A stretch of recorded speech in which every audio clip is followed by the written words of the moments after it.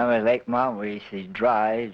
There's no way for to get any fish to feed his dogs. So the lake where we used to fish is all dried up, high and dry. So the poor dog, it's not only one dog, there's a whole bunch of stray dogs. They're starving. But this poor dog, you see, I mean, they're just running on land. He's running on the bottom of the lake where we used to fish. I would have shot him. I mean, just take him out of misery because, I mean, nothing for him to eat.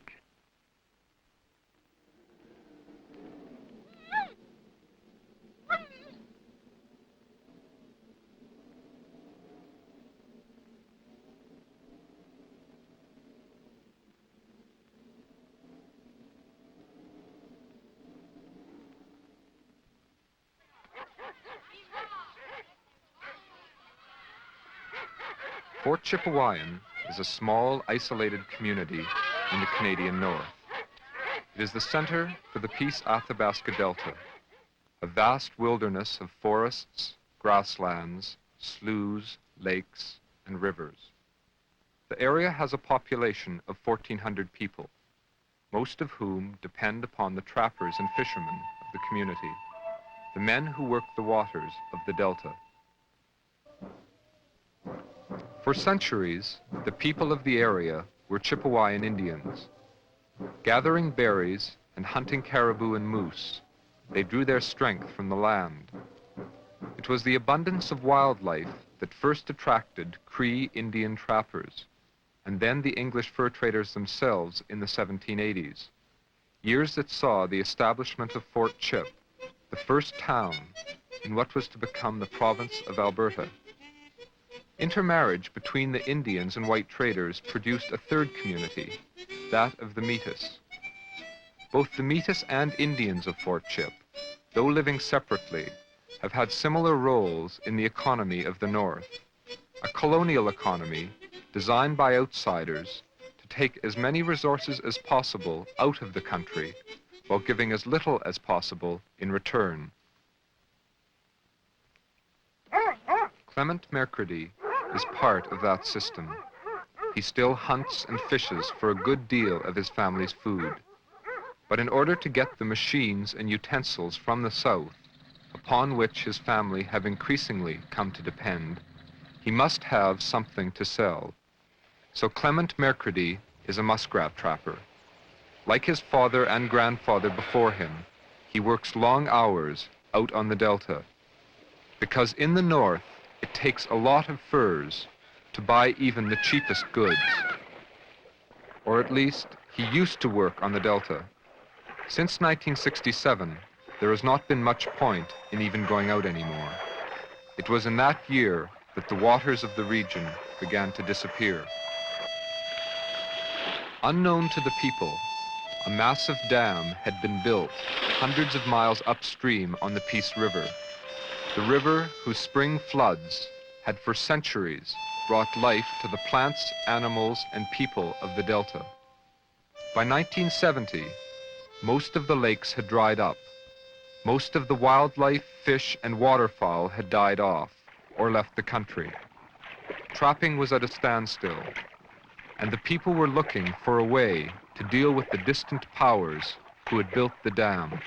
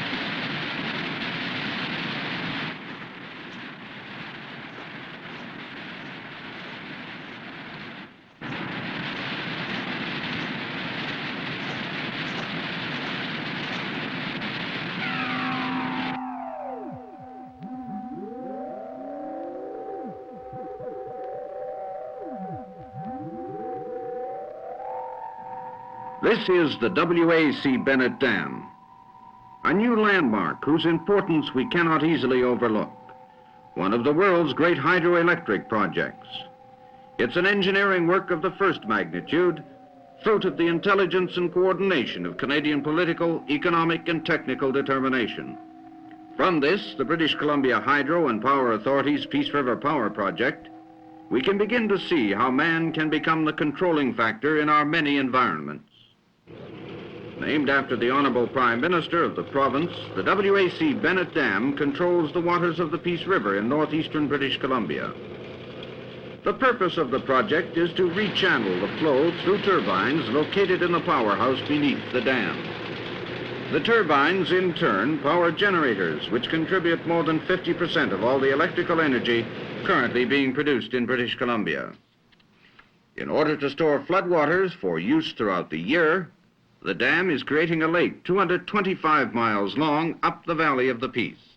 When full, Williston Lake will be a new water route to the resource-rich north, and its 1,100-mile shoreline will offer potential recreation for travelers from all over the continent. The enormous potential created by this project is only now beginning to be realized, and its benefits to be fully understood.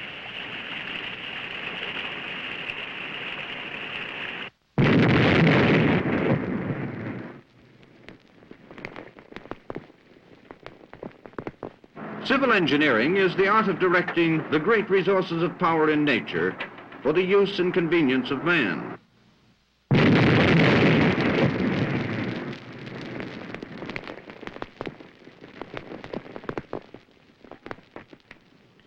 It took more than a little effort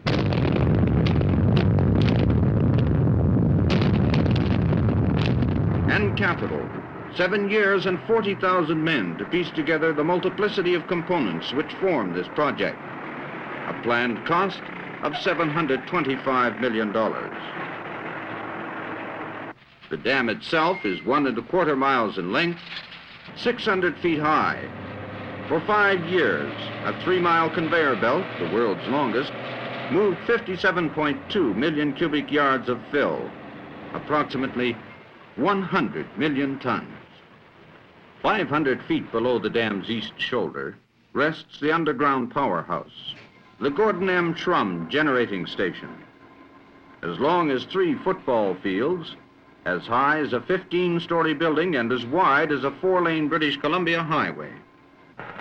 The station, when completed, will comprise 10 300,000 horsepower turbines, turning 10 generators, an ultimate generating capacity of 2.3 million kilowatts.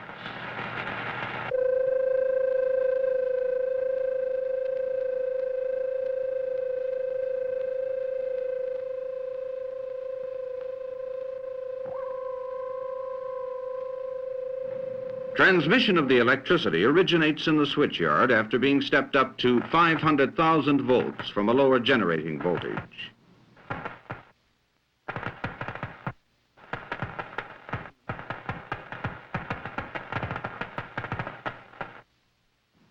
Here in the main control room, an intricate and monumental system is kept under constant watch. The flick of a switch, the push of a button. Power for Vancouver. Power for British Columbia's homes and industries.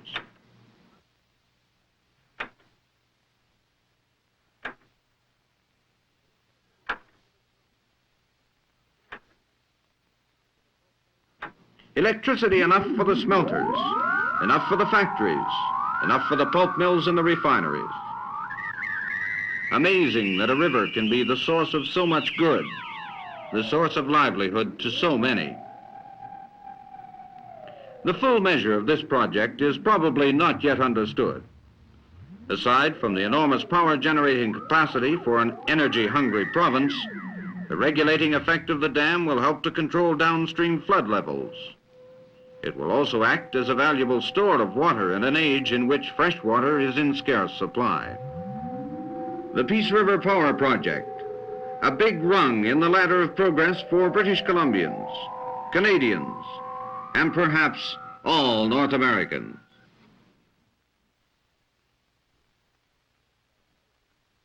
I think somebody should go up there with maybe a ton of dynamite and blow it right sky high so we can get some water. That dam's not doing us any good. It might be doing Bennett some good, but it's sure this poor example for us down here. I mean, it's no good to us at all. I don't know what Bennett's going to do with all that water. I mean, I think BC's got enough water as it is without taking our water away from us down here. That's got a lot to do with the dam. I think that if they just open the dam, the water wouldn't be this low. Because this is the first time in my life that I've seen this rock shown on this lake. No, it never showed before. I never seen them rocks before. I'm 53 years old. The whole right island itself, not only the lake, but the whole right island, I don't know how many trappers there was, but one year in the early 30s, I think it was, they killed 17,000 rats on this lake. And now today you can see it's about good 30 feet from the feed, that's where the water is, and there's only about 2 inches of water in this lake. And I used to trap, my rat houses used to be along the edge here, along the edge of the willows, all along the lake. And this is one of the best lakes we used to have. Great big rats, you know. And you get about $2.85 for number 1 rats when you ship them for marketing service in Regina or Edmonton for auction sale. But now if you kill a muskrat here, you'll be lucky if you get 60 cents for them because it's poor value. The fur's no good and the hide is so thin, there's no value in the rats. If we don't get any water, it might be pretty tough for a lot of us. We might welfare as bad as it is in Fort Chipewyan. I'm afraid there's going to be a heck of a lot more on welfare if we don't get any water. So I don't know. It's pretty tough. As far as I got one lake back here right now that's got water in it, but then I also got 2 others that I don't think there's 6 inches of water in them, where there used to be 3 and 4 feet. That one lake especially, there's as high as 7 feet of water. I have seen as high as 7 feet. And my main lake back here right now, there's as high as 9 feet of water, and I don't think there's 3 feet of water in it at the deepest. So I don't know. She looks pretty tough.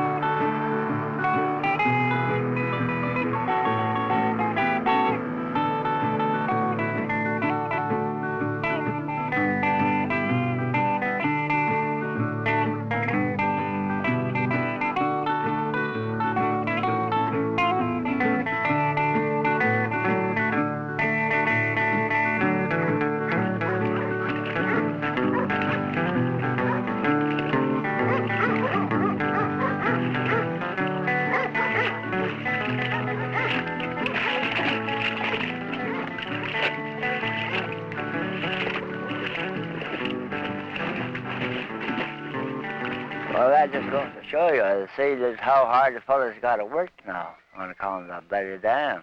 I mean, years ago, we always, when we went across like now, we went across with our motorboat, use our motor across.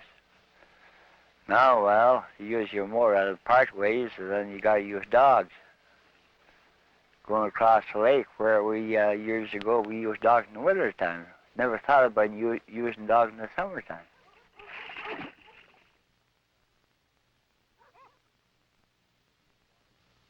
In the region of the Lake Athabasca, Peace River Delta, a community of wildlife and plants dependent on water for their life cycles had evolved.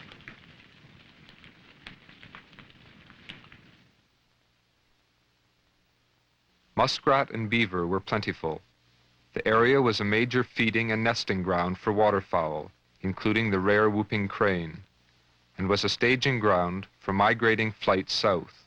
But in the late 1960s, a drop in water levels was noticeable upon lakeshore rocks, and particularly in the more shallow sloughs. In 1968, and again in 1969 and 1970, the water levels receded until many of the smaller lakes had dried up completely. Levels in some larger lakes were down 80%. Mud, then willows, became the principal topographical features. The lakes and marshes of the Delta region had always relied on the spring flooding of the Peace River to maintain their water supply. In the late spring, floodwaters from the Peace covered almost the entire area and raised Lake Athabasca levels 6 to 8 feet. The marshes were then ready for the drier seasons to follow. When this yearly cycle began to fail due to flood control on the Peace River and low precipitation in the drainage basin, a critical imbalance was created.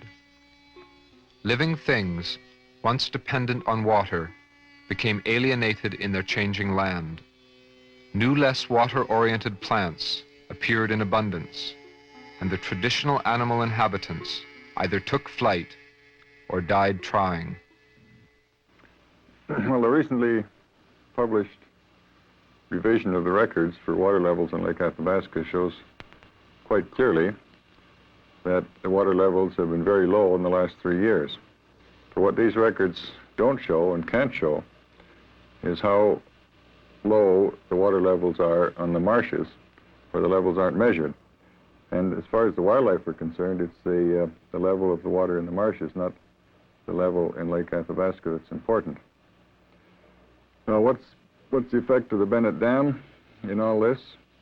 Well, it's quite clear, again, from the water level records in Lake Athabasca, that the thing that's missing is a very high spring peak. And if you compare the recent low water years, the last 3 years, with the low water years that occurred from time to time in the 40s and 50s, in those earlier years there was a spring peak, so that water came up and probably went over the riverbanks and probably got into many of the marshes.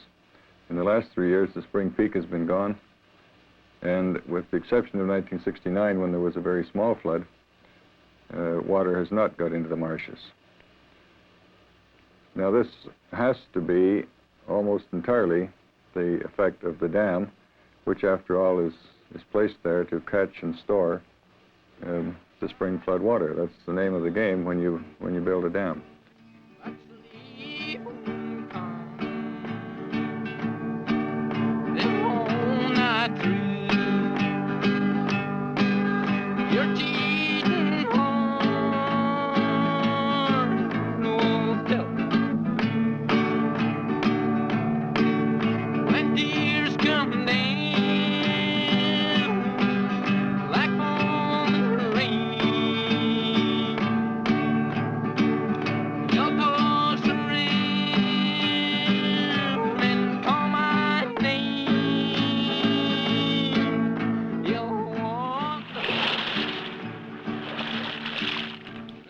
Going to make a city boy out of me, because it's already ended. My days are already past. I'm getting too old to be start to live in a different way that I was thought of. So I left Chip here in 1941. I had my oldest kid. No, I had two, George and Philip. I left here in 1940. I left here for 24 years. So I worked in a mine for 14 years, and I worked for a DPW, a carpenter. No, but I was still missing something. I still had to come back to Chip. I still wanted to go and try, because that was still in me. I mean, the money that I made, I never thought nothing about the money. I still wanted to come back and trap.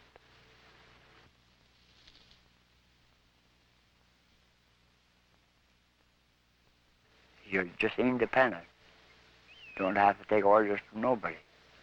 Somebody comes along and tells you what to do, you just tell them to go take a walk. That's the trapper's life.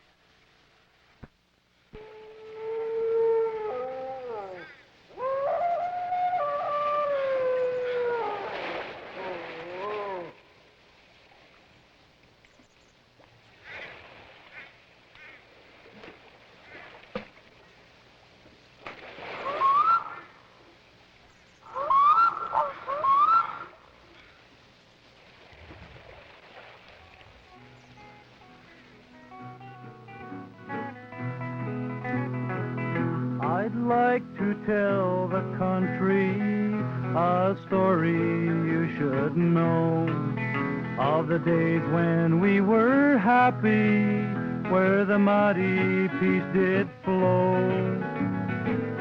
From the Peace to the Athabasca, our hunters used to roam. Where the river waters gathered, my father built his home. Now the Indian land is a northland, where the wind's so clean and free. From the Peace to the wide Athabasca, Indian land to the Arctic Sea. You can leave your job in the city, come north and breathe fresh air.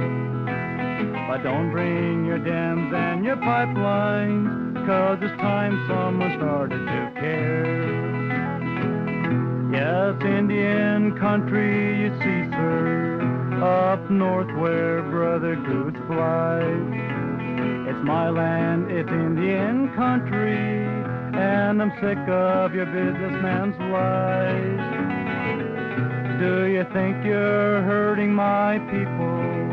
Do you think their pride will stand the life you're making their children by building the Bennett Dam?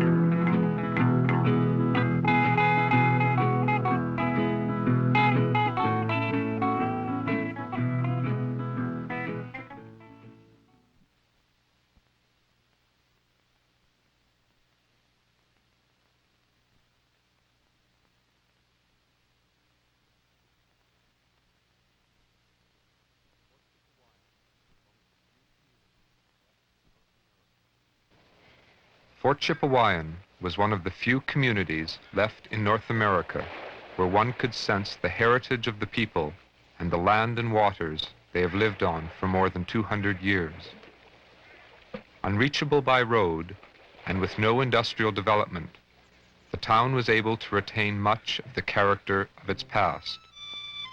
Today, after watching the death of their delta, the people have begun to question what rights they actually have.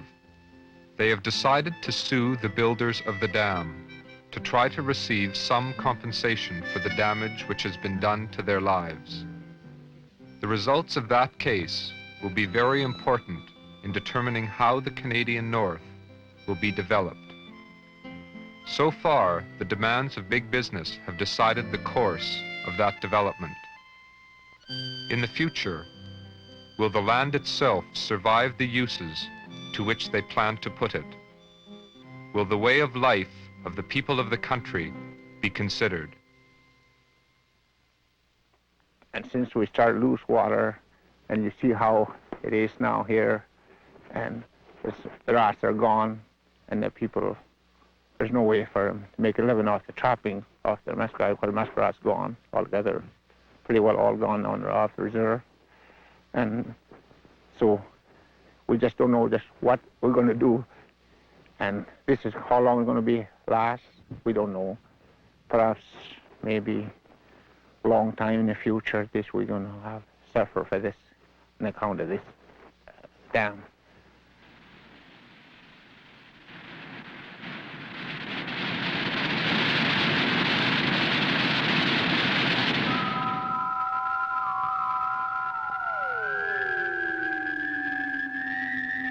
We want our water back. How long is it going to take to get our water back? Do we have to have a battle over it?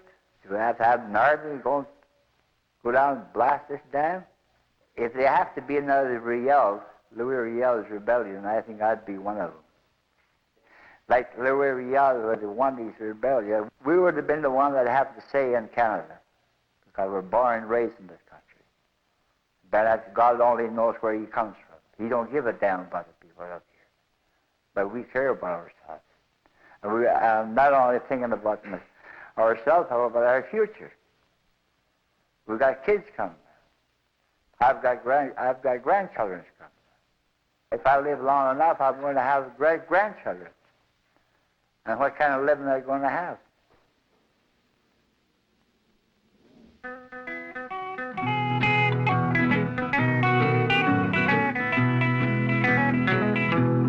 like to tell the country a story you should know of the days when we were happy, where the mighty peace did flow.